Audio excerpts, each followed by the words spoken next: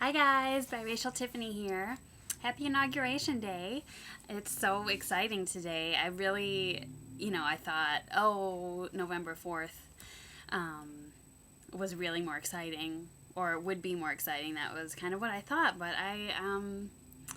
I really enjoyed everything I saw today so much, and I was very inspired by the whole thing. Part of me kind of was wishing that I could be there, but part of me is really glad that I don't have to stand outside all day. But I know in the grand scheme of things, I'm going to wish that I was lucky enough to be in Washington, D.C. today. So congrats to all you people who got to go. As you can see, I am wearing all of my Obama stuff. My hair things, Michelle, Barack, and these buttons. Yes, we can. I loved the benediction, Reverend Lowry. I think that was probably my favorite part. I just looked up the Reverend Lowry's speech, and where black doesn't have to get back, when brown can stick around, when the yellow man will be mellow, the red man can get ahead, and white will embrace what is right. And I think there's been so much fear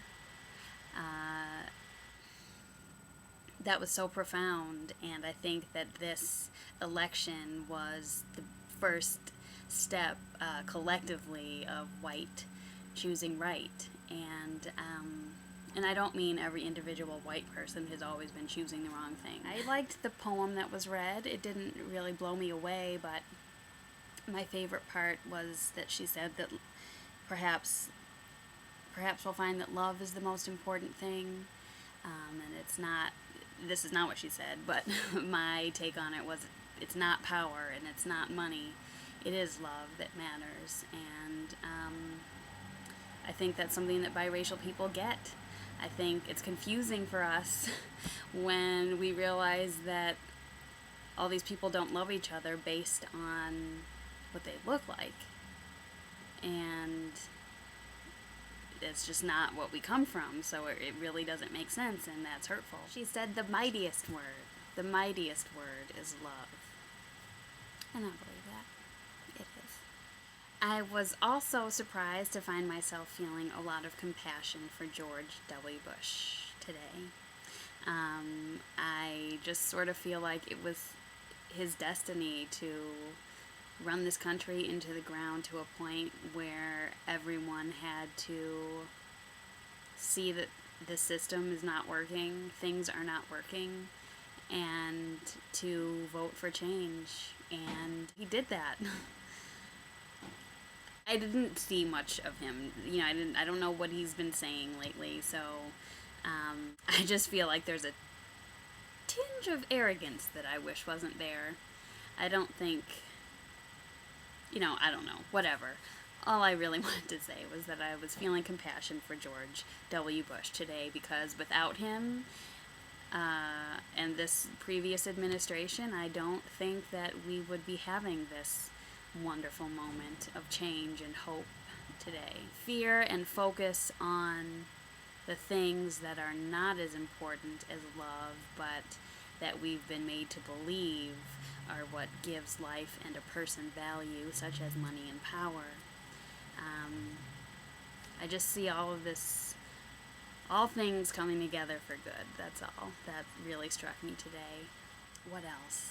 I would love, for many reasons, to talk to Obama, but I wonder about all of his affinity for Lincoln, because I have learned, certainly if it's not something I knew before, on my Confederate flag videos, people have made so many comments about, whatever you think of the Confederates, Lincoln was no hero, and he believed in the inferiority of black people and said that if there was a way that he could preserve